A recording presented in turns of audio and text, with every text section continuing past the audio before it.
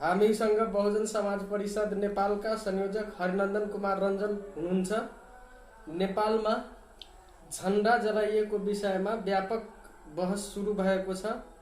त्यस विषयमा नै छलफल गर्न हामी उपस्थित भएका छौँ। आउनुहोस्, स्वागत गरौँ हरिनन्दनजीलाई। हरिनन्दनजी, तपाईँलाई हाम्रो यस बहसमा स्वागत छ। धन्यवाद। राष्ट्रिय झण्डा जलाइएको छ। झण्डा जलाउनु नेपालको सन्दर्भमा ठिक कि बेठिक? झण्डा जलाउने जहाँसम्म कुरा छ त्यो ठिक हो अथवा बेठिक हो त्यसमा छलफल गर्नुभन्दा पनि हामीले त्यसभित्रको क्रोनोलोजी बुझ्नुपर्छ। झण्डा किन जलाइयो त? जलाउनु गलत हो, तर मान्छेले आफ्नो असन्तुष्टि व्यक्त गर्नका निम्ति यदि उसले आफ्नो हक अधिकार र उसले कुनै पनि चिजमा आफ्नो अपनत्व यदि महसुस गर्दैन भने त्यसको विरोध गर्छन्, जसकारण त्यसका विभिन्न प्रकृतिहरू विभिन्न स्वरूपमा विरोधहरू प्रदर्शन हुने गर्दछन्। र मलाई ग्याल्जेन दोर्जेन लामाको जुन एउटा म्युजिक भिडियो आएको छ जसमा नेपालको झण्डा जलाइएको सिन गरिएको छ, त्यसलाई हामीले कुन दृष्टिले हेर्छौँ त्यसमा पनि भर पर्छ। फर्स्टमा त हामीले के बुझौँ भने रियल लाइफ र रियल लाइफ दुईटा पार्ट हो।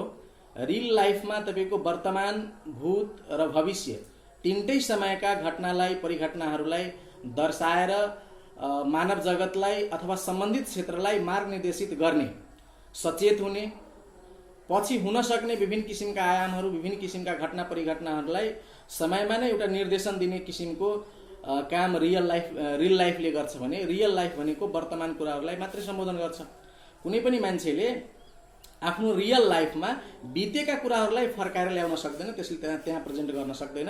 तर रियल लाइफ भनेको बितेका कुराहरूलाई पनि देखाउन सक्छ, वर्तमानमा चलिरहेका कुराहरू पनि देखाउन सक्छन् र भविष्यमा यस्तो हुन सक्छन् भन्ने कुरा पनि देखाउनलाई रियल लाइफको प्रयोग मान्छेहरूले, आर्टिस्टहरूले गर्ने गर्दछन्। ग्याल्जेन दोर्जे लामा भनेको एकजना आर्टिस्ट हो र उहाँ भाइले नेपालको झण्डा रिलमा जलाएर एउटा मेसेज दिनुभएको छ, बहसको सृजना गर्नुभएको छ के नेपालमा पछि गएर झण्डा जलाउने स्थिति आउन सक्छन्, के नेपालमा झण्डा मात्रै होइन कि विभिन्न किसिमका चिन्हहरू, राष्ट्रिय जनावरदेखि लिएर अनेक एउटा कुनै धर्म विशेष, कुनै नस्ल विशेष, कुनै जात विशेषका जसमा प्रत्येक व्यक्तिको, प्रत्येक सम्प्रदायको, प्रत्येक समुदायको अपनत्व महसुस भइरहेको हुँदैन, त्यस्ता विषयहरूमाथि पछि गएर यो खतरा छ, यसले यस्तो माहौल सिर्जना गर्न सक्छ, यसले देशको समृद्धि, भाइचारा, एकता खलल पुर्याउन सक्छ भन्ने मेसेज दिनको निम्ति ग्याल्जेन दोर्जेन लामाले जुन म्युजिक भिडियो बनाउनु भएको छ त्यो ठिक र बेठिक भन्दा पनि त्यो किन जलाइयो भन्ने विषयमा बढी केन्द्रित भएर हामीले विचार गर्नुपर्ने हुन्छ। म यो नेपालको झण्डा किन जलाइयो भन्ने विषयलाई यसरी पनि हेर्छु।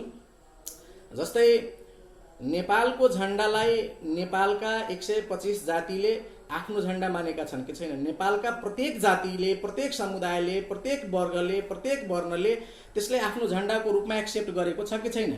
यदि कुनै पनि कुरा कुनै समुदाय, कुनै नस्ल, कुनै व्यक्तिमाथि बलजबरजस्ती लादिन्छ भने त्यसको विरोध गरिन्छ र त्यो विरोध गर्ने स्वरूप अनुसार ग्याल्जेन दोर्जेन लामा भाइले आफ्नो म्युजिकको हिसाबले भिडियो बनाएर त्यसलाई विरोध गर्नुभएको छ। त्यसमा कुनै आपत्तिको विषय हुनु हुँदैन। बरु हामीले त्यहाँ सचेतता के अपनाउनु पर्छ, राज्य पक्षले के सचेतता अपनाउनु पर्छ भने आज जुन ग्याल्जेन दोर्जे लामा एकजना कलाकारले नेपालको राष्ट्रिय झण्डा, जसलाई देशका बहुसंख्यक व्यक्तिहरूले, बहुसंख्यक समुदायका व्यक्तिहरूले त्यसले आफ्नो राष्ट्रिय झण्डाको रूपमा एक्सेप्ट नगरिरहेको अवस्था छ। त्यसै कारणले गर्दाखेरि भविष्यमा हुन सक्ने घटना र दुर्घटनालाई उसले देखाएको हो ग्याल्जेन दोर्जेन लामा भाइले, र सरकारले त्यसप्रति समयमै सचेत भएर त्यो घटना हुन सक्छन्, त्यो सामान्य रूपमा होइन कि धेरै बृहत रूपमा पनि गएर समाजमा जुन भाइचारा स्थापित छ, सौहार्द वातावरण छ, त्यसमा खलल पुर्याउन सक्छन्। त्यसै कारणले मलाई त के लाग्छ भने उसले सरकारलाई बडो राम्रो बाटो देखाएको छ, स्पष्ट रूपमा देखाएको छ कि एउटै जाति, एउटै नस्ल, एउटै भाषा, एउटै भेषमा अब यो नेपाल चल्न सक्दैन। एउटै जातिको वर्चस्व हुने कुनै प्रतीक चिन्हहरूलाई नेपालीहरूले एक्सेप्ट गर्न सक्दैन। त्यसैले सबैको अपनत्व झल्किने गरी, सबैको अपनत्व हुने गरी, सबैले हाम्रो हो भन्ने महसुस हुने गरी नेपालका प्रत्येक कुराहरूलाई त्यसै हिसाबले परिवर्तन गरेर लानुपर्ने हुन्छ। त्यो हिसाबले मलाई लाग्छ ग्याल्जेन दोर्जे लामाको म्युजिक भिडियो एउटा सन्देश मात्रै हो। त्यसलाई जथाभावी नेपालको राष्ट्रिय झण्डा जलायो, नेपालको राष्ट्रवादमा खलल गर्यो, राष्ट्रियता नभएको प्राणी हो जस्ता विभिन्न किसिमका जुन आरोपहरू लगाइरहेका छन् व्यक्तिहरूले, मलाई लाग्छ त्यो आरोप उचित होइन। किनभने एउटा कलाकारको प्रमुख धर्म भनेको समाजभित्र लुकाइएका, समाजभित्र कसैलाई दबाउने किसिमका जुन व्यवहारहरू गरिरहेका हुन्छन् त्यसलाई उजागर गरेर समाजलाई अग्रिम सचेत पार्नु एउटा कलाकारको धर्म हुनुपर्छ र त्यो धर्म उहाँले निभाउनु भएको छ। त्यसैले मलाई लाग्छ त्यो उहाँको रियल लाइफलाई त्यति धेरै ब्रोडकास्ट गरेर, त्यति धेरै कुप्रचार गरेर एउटा बहुसङ्ख्यक मूल निवासी समाजको विरुद्धमा कुप्रचार गर्नु राम्रो होइन जस्तो मलाई लाग्छ। त्यसैले म त्यो झण्डा जलाउनु ठिक वा बेठिक भन्नुभन्दा पनि झण्डालाई किन बेठिक भनिँदैछ, झण्डालाई किन बहुसङ्ख्यक समाजले एक्सेप्ट गरिरहेको छैन भन्ने कुरामा राज्य सचेत हुनुपर्छ र त्यसलाई पुनः सबैलाई एक्सेप्ट हुने गरी, सबैले स्वीकार गर्न सक्ने गरी नेपालका विभिन्न कुराहरू परिवर्तन गर्नुपर्ने आवश्यकता छ। त्यो परिवर्तन चाहिँ हुनुपर्छ जस्तो मलाई लाग्छ। त्यसैले त्यो कुनै ठुलो कुरा होइन, क्लियर रूपमा हामीले त्यसलाई एउटा रियल लाइफको हिसाबले, रियलमा प्रेजेन्ट गरेका कलाकारको कलाकारिताको हिसाबले लिनुपर्छ। अब तपाईँले हेर्न सक्नुहुन्छ मुभिजहरूमा रेपको सिन हुन्छ, कतिपय मुभिजहरूमा एउटा दाइले आफ्नै बहिनीको बलात्कार गरिदिन्छ, छोराले अन्टीको बलात्कार गरिदिएको मुभिजहरू हुन्छन्। यसको मतलब यो होइन कि उसले रियलमै बलात्कार गरेको, त्यो कलाकारले के देखाउन खोजेको भने हामी सचेत हो, समाजमा यस्तो प्रवृत्तिका व्यक्तिहरू पनि छन्, यस्तो प्रवृत्तिहरू पनि छन् कि यस्तो घटना गराउन सक्छन्, अनि त्यसबाट सचेत हुनको निम्ति त्यस्ता मुभिजहरू बनाउने गरिन्छ। ग्याल्जेन दोर्जेन लामा भाइको भिडियोले पनि प्रत्येक नेपाली सचेत हुनुपर्छ। किन एउटा बहसको विषय सिर्जना भयो, किन त्यो झण्डामा आगो लगाइएको छ त्यो भिडियोमा, त्यो भिडियो बनाउने कलाकारलाई सम्मानित पो गर्नुपर्छ। किनभने उसले एउटा बहुसङ्ख्यक मानिसले असहमति जनाएको विषयलाई भिडियो मार्फत नेपालमा प्रष्ट पारिदिएको छ। त्यसैले यो बहसमा आउनुपर्छ, यसमा बहस हुनुपर्छ र नेपालको राष्ट्रिय झण्डा जुन एक जातिको मात्रै प्रतिनिधित्व गर्छ, एक धर्मको मात्रै प्रतिनिधित्व गर्छ, कुनै व्यक्ति विशेष, कुनै नस्ल विशेषको मात्रै प्रतिनिधित्व गर्छ र त्यो कुरा प्रतिनिधित्व, त्यस्तो प्रतिनिधित्व भएको झण्डा राख्नु हुँदैन भन्ने विषयमा एउटा बहस सिर्जना भएको छ र मलाई लाग्छ राज्य पक्षले यसलाई यो बहसलाई एक्सेप्ट गरेर सबैलाई समेट्ने गरी फेरि नेपालको झण्डालाई सर्वसम्मति योग्य बनाउनु पर्छ भन्ने मलाई लाग्छ। र यसले राष्ट्रियता र राष्ट्रको धजिया उडाएको जस्तो लाग्दैन तपाईँले?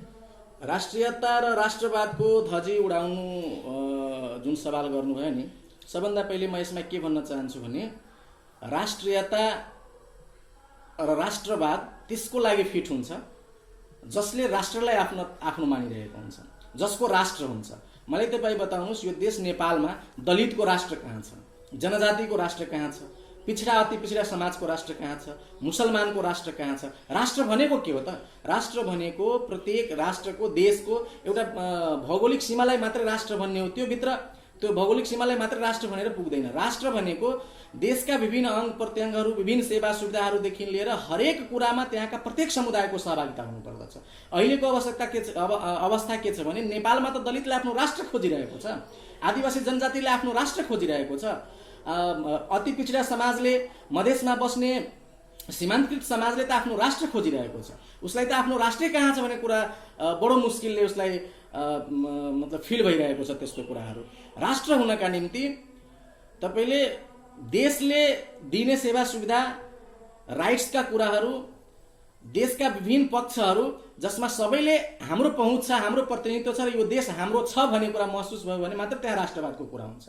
कसैलाई ब्याक गरेर, कसैलाई राष्ट्रका प्रत्येक कुराहरूबाट वञ्चित बनाएर राष्ट्रवादको कुरा गरिन्छ भने त्यो खोक्रो राष्ट्रवाद मात्रै हुन्छ। त्यो राष्ट्रवाद भनेको एउटा जातको राष्ट्रवाद हो। त्यो राष्ट्रवाद, त्यस्तो राष्ट्रवाद भनेको एउटा नस्लको राष्ट्रवाद हो। अब यसमा हामीले के बुझ्नुपर्छ भने आदिवासी जनजातिले एउटा आफ्नो राइट्सको विषयमा कुनै भिडियो बनायो भने यतिका हङ्गामा भइरहेको छ। यो देशमा आदिवासी जनजाति, मूल निवासी यहाँका जो बहुसङ्ख्यक जनता छन् उसमाथि यो राष्ट्रवादी छैन भन्ने प्रश्न खडा गरिरहेको छ। तर राष्ट्रवादलाई स्पष्टताका साथ हेर्नुहुन्छ भने मलाई के लाग्छ भने यो देशका नदी नाला बेच्नेहरू, यो देशका भूमिहरू, तपाईँ धेरै वर्ष पहिलेको इतिहास हेर्नुहुन्छ भने नेपालको भूमि गङ्गा किनारसम्म थियो। अहिले नेपालको भूमि किन यति सानो भयो? त्यो भूमिहरू कसले बेचिदिए? के ती बेच्ने व्यक्तिहरू यहाँका लामा, के अरे तामाङ, राई, लिम्बू, मगर, दलित, आदिवासी जनजाति, के उनीहरूले धरती बेचेको हो त? पक्कै होइन। राष्ट्रवादको कुरा गर्ने, तर देशको नदीनाला बेचिदिने, देशको वैदेशिक नीतिमा अरू देशको प्रभाव बनाइदिने, होइन, देशको तपाईँको स्रोत साधनहरूलाई अरू देशको कब्जामा पुर्याइदिने, अनि केवल आफ्नो एउटा जातीय राज्य स्थापित गर्नका निम्ति विदेशीहरूको शरणमा गएर लम्पसार परेर ढोग्ने प्रवृत्ति यहाँका व्यक्तिहरूको, जो अहिलेका शासकहरू छन् तिनीहरूको हो। तर त्यसको विरुद्धमा बोल्ने मान्छेलाई भन्छन् यसमा राष्ट्रवाद छैन, त्यसको विरुद्धमा बोल्ने मान्छेलाई भन्छन् यसमा राष्ट्रियता छैन। राष्ट्रियता कसको हुन्छ? राष्ट्रवाद कसमा सबभन्दा बढी हुन्छ? राष्ट्रवाद र राष्ट्रियता सबैभन्दा बढी भनेको त्यो देश जसको हुन्छ, त्यो व्यक्ति र त्यो समुदायमा बढी राष्ट्रवाद हुन्छन्। अब तपाईँ हेर्नुहोस्, नेपालमा 250-300 वर्ष पहिले जुन हाम्रो नेपालका मूल निवासीहरूको राजसत्ता थियो, विभिन्न राज्यहरू थिए, होइन, सबै ठाउँमा आफ्नो वर्चस्व थियो, एकता समानता भाइचारामा आधारित शासन व्यवस्था थियो। त्यो शासन व्यवस्थालाई 250-300 वर्ष पहिले मासेर हाम्रो समाज, मूल निवासी समाजको धन, धरती, जल जङ्गल र जमिनलाई बलजबरजस्ती हड्पेर कुनै समाजले अहिले जुन शासन गरिरहेको छ त्यो समाजले हाम्रो राष्ट्रलाई हड्पेर उनीहरूले एउटा आफ्नो शासन र प्रभुत्व जमाउनका निम्ति मात्रै हाम्रो माटोलाई प्रयोग गरिरहेको छ। यदि हाम्रो माटोको प्रयोग उनीहरूले केवल स्वार्थको लागि नगरेको भए, हाम्रो देश नेपाल छ भन्ने भावनाले त्यो हाम्रो माटोलाई प्रयोग गरेको भए, हाम्रो देशका भूभागहरू विदेशीले क्याप्चर गर्ने थिएन। हाम्रो देशका नदी नलाहरू, हाम्रो देशका स्रोत साधनहरू, प्राकृतिक सम्पदाहरू, वैदेशिक नीतिहरू, कूटनैतिक विभिन्न किसिमका नीति तथा रणनीतिहरूमा विदेशका व्यक्तिहरूको, विदेशका शक्तिहरूको प्रभाव पर्ने थिएन। यो देश मूल निवासीको हो। सबभन्दा पहिले त मूल निवासीहरूले यहाँ आफ्नो राष्ट्र खोजिरहेको छ, जुन घुमेको राष्ट्र छ त्यो राष्ट्र खोजिरहेको छ। त्यो राष्ट्र नै कसैले हड्पिलिएको छ र त्यसको विरुद्धमा सङ्घर्ष गरिरहेको छ। राष्ट्रवाद हुनको निम्ति, राष्ट्रवादी बन्नको निम्ति, राष्ट्रियता को निम्ति सबभन्दा पहिले त आफ्नो राष्ट्रलाई फिर्ता लिनु पर्यो, आफ्नो घुमेका संस्कृतिलाई फिर्ता लिनु पर्यो, आफ्नो घुमेका संस्कारलाई फिर्ता लिनु पर्यो।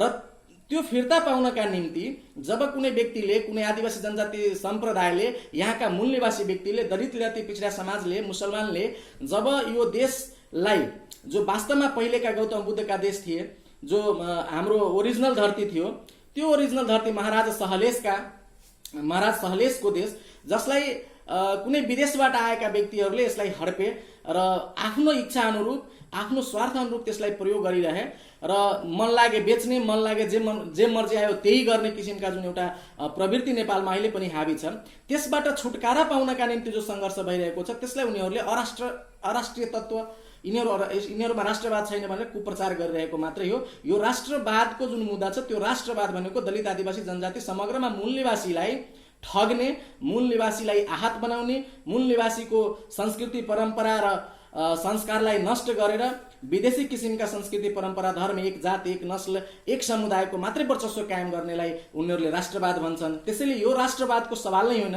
राष्ट्रवाद भनेको आफ्नो देशलाई सर्वप्रथम गुलामीबाट मुक्त गराउनु हो, आफ्नो देशलाई विदेशीको क्याप्चरबाट मुक्त गराएर स्वाधीनताका साथ स्वराज स्थापित गर्नु हो। र मलाई लाग्छ यो नेपालमा जुन अहिले चर्चाको विषय भएको छ त्यो एक किसिमको त्यो स्वाधीनता प्राप्त गर्ने आन्दोलन नै हो। त्यसैले मलाई लाग्छ राष्ट्रवादको कुरा गरेर अब मूल निवासी समाजको आवाज दबाउन पाइँदैन, दबाउन सक्दैन।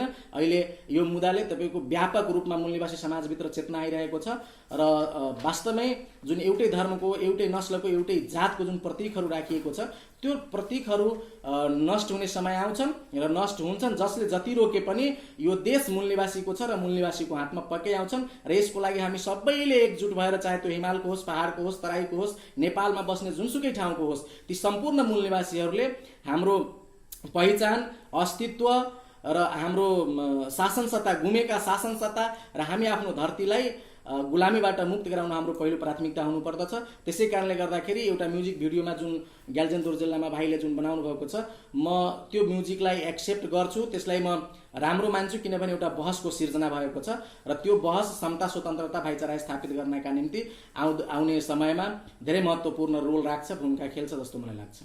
त्यसो भए ग्याल्जेन दोर्जे लामालाई कारबाही हुनुपर्छ कि पर्दैन? तपाईँको विचारमा के लाग्छ यो विषयमा? ग्याल्जेन दोर्जे लामालाई कारबाही हुनुपर्छ कि पर्दैन भन्ने कुरामा सबभन्दा पहिले त म तपाईँलाई के भनौँ, कारबाही भनेको अपराधीलाई हुन्छ। कारबाही जसले अपराध गर्छ त्यो अपराधीलाई कारबाही हुनुपर्छ। ग्याल्जेन दोर्जे लामालाई कारबाही गर्नुभन्दा पहिले त हामीले के बुझ्नुपर्छ भने के ग्याल्जेन दोर्जे लामा अपराधी हो त? सवाल त यहाँ छ। यदि ऊ अपराधी साबित भयो भने कारबाही हुने हो। अपराध शास्त्रले के भन्छ भने अपराधका कुकृत्यहरू, अपराधका कर्महरू चोरेर गरिन्छ, कसैले नदेख्ने गरी गरिन्छ। अब कारबाही गर्ने हो भने नेपालमा धेरै परिवर्तनहरू भए। सम्पूर्ण तह तबकाका जनताहरूलाई खुलेआम रूपमा, पारदर्शी रूपमा दलितको अधिकार, जनजातिको अधिकार, आदिवासी मूल निवासीको अधिकार प्राप्त हुन्छ। यो देश धर्मनिरपेक्ष हुन्छ। यो देश राजतन्त्रात्मक व्यवस्थाबाट हटेर गणतन्त्रात्मक व्यवस्थामा जान्छ। सबैको मान स्वाभिमानको कदर हुन्छ। सबैको प्रतीकहरूलाई महत्त्वपूर्ण स्थान दिन्छन्। सबैले पाउँछन् यहाँ राइट्सहरू। यस्ता सार्वजनिक रूपमा भनियो, यो त अपराध भएन। तर ग्याल्जेन दोर्जे लामाको जुन विषय छ, यस विषयलाई पनि हामीले जुन उहाँले भिडियोमा झन्डा जलाउनु भएको छ, त्यो उहाँले चोरेर लुकेर गरेको काम होइन। उहाँले त बहस सिर्जना गर्नुभएको छ। यो ग्याल्जेन दोर्जे लामाले के अपराध गर्यो? अपराधको मतलब कुनै कुरालाई लुकाउनु हो। लुकाउनुको साटामा लामा भाइले बरु पारदर्शी रूपले हजारौं लाखौं व्यक्तिको माझमा पुर्याउने काम गर्यो एउटा बहसको विषयलाई। त्यो बहसको विषयलाई नेपाल सरकारले त्यसलाई सकारात्मक रूपमा लिएर सम्पूर्ण जनताको लागि, जनताको हितमा हुने निर्णय र फैसलाहरू गर्नुपर्ने समय छ। तर कारबाही गर्ने अब कारबाही नै गर्नु छ भने अपराध शास्त्रले भनेअनुसार जसले प्रत्येक अपराधहरू चोरेर गरिन्छ, लुकेर गरिन्छ। अब तपाईँ नेपालको संविधान भन्दाखेरि राष्ट्रिय झण्डा यो हुनु हुँदैन, प्रतीकहरू बदलिनुपर्छ भन्ने आवाज उठेको हो। त्यो सार्वजनिक रूपमा उठेको हो। राष्ट्रिय जनावर गाई हुनु हुँदैन, यो विषयमा पनि सार्वजनिक रूपमा आवाज उठेको हो। सबैले थाहा पाउने गरी आवाज उठेको हो। देश धर्मनिरपेक्ष भइसकेपछि एउटा धर्मको प्रतीक किन राख्ने? देश धर्मनिरपेक्ष राजतन्त्रात्मक व्यवस्था खत्तम भइसकेपछि राजाले अपनाएको झण्डालाई किन अपनाउने? एउटा चन्द्रवंशी र सूर्यवंशी जो राजाहरू थिए आर्यमा, ती राजाहरूको प्रतीकलाई नेपालमा राष्ट्रिय झण्डा बनाइयो। त्यो चोरेर बनाइएको हो। नेपालको संविधान बन्दाखेरि आदिवासी जनजाति मूल निवासी समाजका प्रतिनिधिहरूलाई बोल्न समेत दिएन। 2-4 जना ब्राह्मण समुदायका लिडरहरूले एउटा रुममा बसेर चोरेर संविधानमा के राख्नुपर्छ भन्ने कुराहरू फिक्स गरेर पछि संसदमा चोरेर लगेर संविधानमा स्थापित गराउने काम गरियो। संविधानमा हुनुपर्ने छलफलहरू जनताको प्रत्यक्ष सहभागितामा छलफल भएन। यहाँसम्म कि संविधान सभाका सदस्यहरूलाई पनि कतिपय विचारहरूमा विचार राख्न दिएर चोरेर त्यो कुरा गर्यो। यदि कारबाही गर्नु छ भने नेपालमा चोरेर संविधान लेख्नेलाई कारबाही गर्नुपर्छ। यदि कारबाही गर्नु छ भने अपराधीलाई कारबाही गर्नुपर्छ। रियल लाइफमा अहिलेका प्रधानमन्त्री केपी शर्मा ओलीले आफ्नो जन्मदिन मनाउँदाखेरि नेपालको राष्ट्रिय झण्डा केकमा बनाएर त्यसलाई काटेको हो। त्यो नेपालको राष्ट्रिय झण्डा नेपालको नक्सालाई केकमा सजाएर त्यसलाई काटेको अवस्था छ कि छैन? अब जब एउटा यो देशको शासक वर्गले झण्डा भनेको त एउटा देशको नक्साको सामुमा, संविधानको सामुमा झण्डा भनेको त्यो भित्रमा पर्ने एउटा मात्र तत्त्व हो। जबकि झण्डा जलाउँदा कसैलाई त्यो पनि म्युजिक भिडियोमा झण्डा जलाएको सिन देखाएर राष्ट्रलाई मार्गनिर्देशन गर्न खोज्दा यदि कारबाही हुन्छ भने राष्ट्रको माटोलाई नै काट्ने प्रधानमन्त्रीलाई किन कारबाही हुँदैन? राष्ट्रकवि भनिएका, त्यो पनि राष्ट्रकवि जो केवल एक जातका निम्ति धेरै लेखेका छन्। उहाँको कुनै पनि कवितामा, उहाँ कुनै पनि लेखमा, माधव घिमिरेको त्यस्तो कुनै क्रान्तिकारी जसले समाजलाई स्वतन्त्रता समताका निम्ति निर्देशित गरोस् भने त्यस्ता कुनै पनि लेख नलेख्ने कवि जब उहाँको मृत्यु हुन्छ र उहाँलाई राष्ट्रिय झण्डा ओढाएर वर्तमान समयमा रियल लाइफमा भनौँ न, रियल विषयवस्तुमा उहाँको उसमा राखेर सबमा राखेर राष्ट्रिय झण्डा जलाइन्छ भने त्यहाँ राष्ट्रिय झण्डा जलाउनका निम्ति अर्डर गर्ने सरकारका निकायहरू, सरकारका प्रतिनिधिहरूलाई कारबाही किन नगर्ने? यो देशमा जब राजतन्त्र थियो, राजाले राष्ट्रिय झण्डा आफ्नो केकमा बनाएर काटिदिए। राजालाई किन कारबाही नहुने? भनेपछि यदि हामीले आफ्नो अधिकारको कुरा मात्रै उठाउँछौँ भने हामीलाई कारबाही हुने। तर देशको माटोलाई काट्ने, देशको माटोलाई बेच्ने, देशको स्रोतलाई बेच्ने, विदेशीको शरणमा गएर सारा कुराहरू सुम्पिदिने मान्छेलाई कारबाही नहुने। चोरेर अपराध गर्ने, चोरेर संविधान लेख्ने, चोरेर प्रतिनिधिहरू छान्ने त्यस्ता व्यक्तिहरूलाई कारबाही नहुने। त्यो के छ? यदि कारबाही नै गर्नु छ भने सबभन्दा पहिले चोरेर संविधान लेख्नेहरूलाई कारबाही हुनुपर्छ। नेपालको नक्सा केकमा बनाएर काट्ने व्यक्तिलाई कारबाही हुनुपर्छ। राष्ट्रिय झण्डा वास्तवमै आर्यघाटमा गएर कुनै व्यक्तिलाई ओढाएर राष्ट्रिय झण्डामा आगो लगाउने व्यक्तिहरूलाई कारबाही हुनुपर्छ। कारबाही नै गर्ने हो भने तपाईँको एकल जातिका हिसाबमा देशका प्रत्येक चिन्हहरूलाई, प्रत्येक प्रतीकहरूलाई र प्रत्येक अङ्ग निकाय र हरेक क्षेत्रमा एउटै जातिका प्रभुत्व कायम गराउने व्यक्तिहरूलाई कारबाही हुनुपर्छ। अनि कारबाहीको कुरा गर्दाखेरि तपाईँ मलाई एउटा यो कुरा बताउनुहोस्, यो देशमा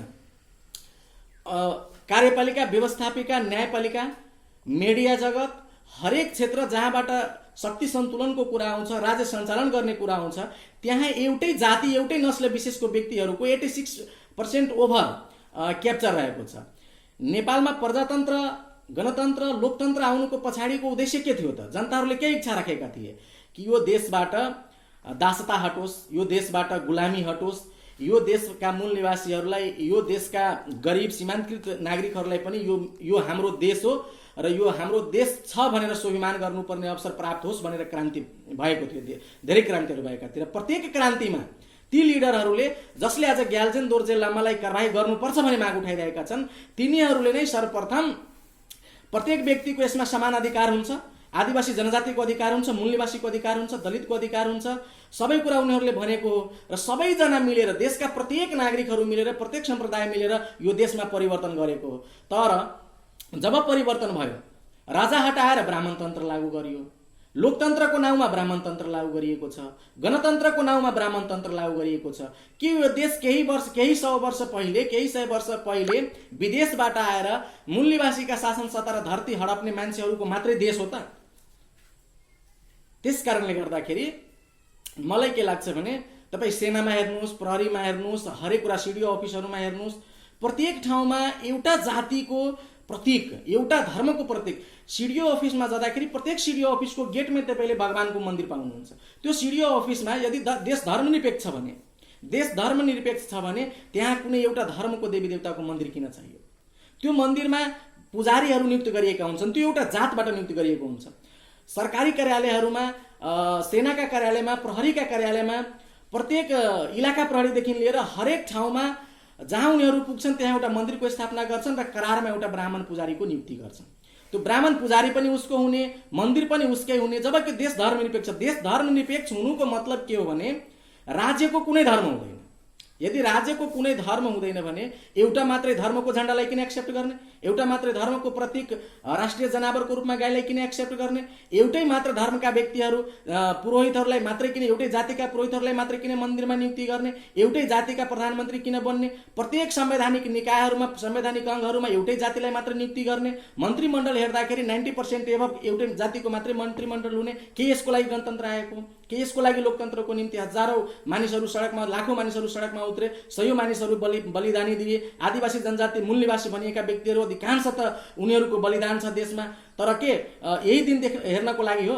ब्राह्मणहरूलाई मात्र नियुक्ति गर्नको लागि हो? ब्राह्मणहरूको मात्रै संस्कृतिको लागि हो? यो देशमा यस्तो नियम छ। तपाईँको मैले के थाहा पाएँ भने त्यो ग्याल्जेन दोर्जे लामा लगायतका भाइहरू जुन अहिले प्रहरी हिरासतमा छन्, उहाँहरूसँग उहाँको परिवारको मान्छे भेट्न जाँदा अथवा अधिकार कर्मीहरू जब भेट्न गए हिरासतमा, अनि उहाँको आफ्नो मातृभाषामा कुरा गर्नलाई बन्देज लगाइयो। अब हेर्नुहोस्, यो देश भनेको के हो? नेपालीहरूको मात्रै देश हो, नेपाली भाषा मात्रै बोले। यदि त्यहाँ हिरासतभित्र रहेका मान्छेहरूको बुवा आमा वा आफन्तलाई नेपाली बोल्न आएन भने के ऊ आफ्नो छोरासँग त्यहाँ गएर 2 शब्द कुरा गर्न पाउँदैन? यस्तो कहीँ नियम हुन्छ देशमा? त्यसै कारणले गर्दाखेरि एउटा भाषा, एउटै भेष, एउटै जाति, एउटै धर्म र एउटै संस्कृतिको यो देश नभएर यहाँ बस्ने हरेक व्यक्तिको निम्ति यो देश साझा बन्नुपर्छ। र त्यसको निम्ति यदि कसैलाई कारबाही गर्नु छ भने यो देशलाई समग्र व्यक्तिको, समग्र समाजको देश बन्न नदिनेलाई कारबाही गर्नुपर्छ। यो देशमा एउटा राज्य भएर एउटा सिंगल धर्मलाई संरक्षण गर्ने यो राज्यका प्रतिनिधिहरूलाई कारबाही हुनुपर्छ। यो देशको भूभाग बेच्नेलाई कारबाही हुनुपर्छ। त्यसै कारणले गर्दाखेरि ग्याल्जेन दोर्जे लामा लगायत क्रान्तिका आवाज उठाउने, देशलाई मार्गदर्शन गर्ने कुरा उठाउने व्यक्तिहरूलाई कारबाही गर्नु सरासर गलत हो। कारबाही गर्नु हुँदैन। बरु राज्यले त के गर्नुपर्छ भने राज्यले माफी माग्नुपर्छ, किनभने राज्यलाई ग्याल्जेन दोर्जे लामा। त्यसो भए तपाईँको विचारमा ब्राह्मण क्षेत्रीलाई शरणार्थी भनिएको छ, यस्तो भन्नु ठिक हो कि बेठिक? होइन, यो सत्यलाई सत्य भन्नुपर्छ। ब्राह्मण क्षेत्रीय वास्तवमै यो देशको शरणार्थी हो। यसमा यो त त्यो भाइले पहिलेचोटि भनेको त होइन, यो त तपाईँको ब्राह्मणले लेखिएका किताबहरूमा पनि यसको साक्ष्य प्रमाण छ। अर्को हेल्थ साइन्सका अनुसार, DNA को प्रमाण अनुसार पनि उनीहरू विदेशबाट आएका हुन्। यसमा कुनै दुई मत छैन। शरणार्थीलाई शरणार्थी भन्नु त जायज कुरा हो। अब तपाईँले हेर्नुहोस्, त्यो अहिले जुन सवाल उठिरहेको छ, बाहुन क्षेत्रलाई शरणार्थी भने, गाली गरे, यस्तो गरे, उस्तो गरे, हरेक किसिमका सवालहरू उठिरहेका छन्। मैले फेरि त्यसलाई सन्दर्भ कहाँ जोड्न चाहन्छु भने त्यो सम्पूर्ण कुराहरू एउटा भिडियोमा भनिएको छ, तर आदिवासी मूल निवासी जनता जो नेपालका छन् उसलाई त, जसलाई ती भाइहरूले शरणार्थी बनेका छन्, उनीहरूले त वास्तविक रूपमै शोषण गरेका छन्, अन्याय गरेका छन्, अत्याचार गरेका छन्। अहिले पनि हेर्नुहोस्, नेपालमा यो कोरोनाको अवधिमा दर्जनौं दलित भनिएका व्यक्तिहरूको हत्या भयो, बलात्कार भयो, दिन प्रतिदिन घटनाहरू घट्दैछन्। प्रहरी हिरासतमा मान्छेहरू मारिँदैछन्। शम्भु सादा, अहिले विजयराम रौतहटको प्रहरी हिरासतमा हत्या भयो। प्रत्येक प्रमाणहरू छन्, हरेक इभिडेन्सहरू हुँदाहुँदै पनि यो देशमा जो बाहिरबाट आएर यो देशको शासन सत्ता क्याप्चर गरेका छन् उनीहरूलाई कारबाहीको कुरा छैन। उनीहरूले त्यसलाई कारबाही गर्दैन, बरु एउटा लठैतको रूपमा पुलिसलाई पनि राख्छन्, लठैतको रूपमा प्रशासकलाई पनि राख्छन्, जसले एउटा धर्म, नस्ल र एउटा जातको शासन व्यवस्थालाई बचाउने काम गरोस्। यो शरणार्थी भनिएको चाहिँ यो ऐतिहासिक रूपमा पनि सही हो, यो हेल्थ साइन्सको दृष्टिले पनि सही हो, तर सवाल के छ भने हाम्रो पूर्वजहरू पनि यतिसम्म कुरा बुझ्ने, यतिसम्म सबैले आदर सत्कार गर्ने हुनुहुन्थ्यो कि विदेशबाट आएका व्यक्तिहरूलाई पनि आफ्नो देशमा शरण दिए। तर ती विदेशीहरूले शरणको मरण गरेर हाम्रो शासन सत्ता हडप्ने काम गरे, हाम्रो राज्य व्यवस्थालाई ध्वस्त गर्ने काम गरे, हाम्रो एकता र भाइचारालाई तोड्ने काम गरे। यस्तो गर्ने व्यक्तिहरू अहिले पनि सचेत भएन भने, अहिले पनि मूल निवासीको कदर गर्न जानेन भने, अहिले पनि प्रत्येक व्यक्तिहरूलाई अधिकार दिने सवालमा सचेत भएन भने यो त मैले कहाँ हो, त्यो ग्याल्जेन दोर्जे लामा भाइले मात्रै कहाँ हो, यो त ब्राह्मणहरूको गुरु एउटा प्रसिद्ध व्यक्ति स्वामी विवेकानन्दले पनि भन्नुभएको थियो कि यदि शूद्रमाथि गरिएको अन्याय अत्याचारलाई ब्राह्मण समाजले आफै एक्सेप्ट गरेर त्यो हाम्रो गल्ती हो भने कुरा आफैले भनेर शूद्र व्यक्तिहरूसँग यदि क्षमा प्रार्थी भएन भने, क्षमा मागेन भने र सबैका साथ एकजुट भएर यो देशलाई समृद्धितर्फ, यो धरतीलाई समृद्धितर्फ लाने काम आफैबाट सुरुवात गरेन भने एक दिन यस्तो पनि दिन आउँछन् कि शूद्रहरूलाई यो इतिहास थाहा हुन्छन् कि उसको बाबुबाजेलाई हत्या गरेर, उसको पूर्वजहरूलाई हत्या गरेर, उसको धन सम्पत्ति, उसको राष्ट्र, उसको स्वाभिमानलाई अपहरण गरेर उनीहरूमाथि दस्ता लाद्ने काम गरियो। र यो कुरा शूद्रहरूलाई थाहा भयो भने यो देशमा विदेशबाट आएका ब्राह्मण भनौँ या आर्यहरूलाई एक दिन धेरै दुर्भाग्य हुनेछन्, किनभने उसले आफ्नै हिसाबले यदि मेहनत गरेर, आफ्नै हिसाबले सङ्घर्ष गरेर यदि यो कुराहरू थाहा पायो भने पछि यसले धेरै ठुलो सङ्कट निम्त्याउन सक्छ। भने यो कुरा त मैले पनि भनेको होइन, यो कुरा त ग्याल्जेन दोर्जे लामा भाइले पनि भनेको होइन, यो त ब्राह्मण भित्रका पनि केही प्रगतिशील ब्राह्मणहरूले यो कुरा भनिरहेका छन्। राहुल सङ्कीर्तायन भने बाहुन लेखक जसले गोल्गा टु गङ्गा भन्ने पुस्तक लेखेका छन्, उसले क्लियर कट रूपमा आफ्नो पुस्तकमा वर्णन गरेका छन् कि कसरी उनीहरू हाम्रो यो सिन्धु घाटी सभ्यतामा प्रवेश गरेका हुन्, गङ्गा नदीको किनारसम्म कसरी उनीहरू यहाँ आउन सफल भए, विदेशबाट युरेसिया भन्ने ठाउँबाट कसरी प्रवेश गरेका छन् भन्ने कुरा लेखेका छन्। तपाईँको त्रिभुवन युनिभर्सिटीमा धेरै अध्ययनहरू भएका छन्, त्यहाँ गएर तपाईँले शोधपत्रहरू प्राप्त गर्नु हो भने त्यो शोधपत्रहरूले स्पष्ट रूपमा देखाइदिएको छ कि यिनीहरू बाहिरबाट आएका व्यक्ति हुन्। र त्यति धेरै कुरा गर्नुभन्दा पनि सिम्पल कुरा भनौँ न, यो देशमा अहिलेसम्म राजवंशको देखि लिएर यो अहिलेको जुन शासन सत्ता चलिरहेको छ यहाँसम्म केवल विदेशी आर्यहरूले सत्ता सञ्चालन गरे। र त्यही पनि उनीहरूले आफूलाई बुद्धिमान ठान्छन्, धेरै पढे लेखेका ठान्छन्, विद्वान ठान्छन्, उनीहरूले आफू सर्वशक्तिमान ठान्छन्, हरेक कुरामा योग्य ठान्छन्। बरु यहाँका मूल निवासीहरूलाई तिमीहरू अयोग्य छौ, तिमीहरूलाई केही छैन, तिमीहरूलाई बुद्धि छैन, तिमीहरूलाई विवेक छैन भनेर गाली दिन्छन्। अनि त्यो आफूलाई मात्रै योग्य ठान्ने व्यक्तिहरूले यति दिनसम्म, यतिका वर्षसम्म शासन सत्ता चलाइरहँदा पनि देश किन समृद्ध भएन? हामी के सोच्छौँ भने दलित जनजाति आदिवासी पिछडा मूल निवासी समाजलाई शिक्षाबाट वञ्चित गरेर उनीहरूले आफूलाई योग्य ठानिरहेका छन्। हामीले धन सम्पत्ति राख्ने कामबाट पनि वञ्चित गरे र उनीहरू आफूलाई धनवान भनिरहेका छन्। हामीलाई पढ्ने लेख्ने मौकाबाट वञ्चित गरिदिए र उनीहरूले आफूलाई योग्य ठानेर हरेक कुरा क्याप्चर गरिरहेका छन्, आफूलाई जन्मजात योग्यता प्राप्त भएको ठान्छन्। तर ती सम्पूर्ण कुराहरूको पछाडि त्यसको क्रोनोलोजीलाई बुझ्नुहुन्छ भने वास्तविकता के हो भने कुनै पनि व्यक्तिलाई माया भनेको आफ्नो देशको हुन्छ, आफ्नो माटोको हुन्छ, आफ्नो राष्ट्रको हुन्छ, आफ्नो भाषाको हुन्छ, आफ्नो वेशभूषाको हुन्छन्।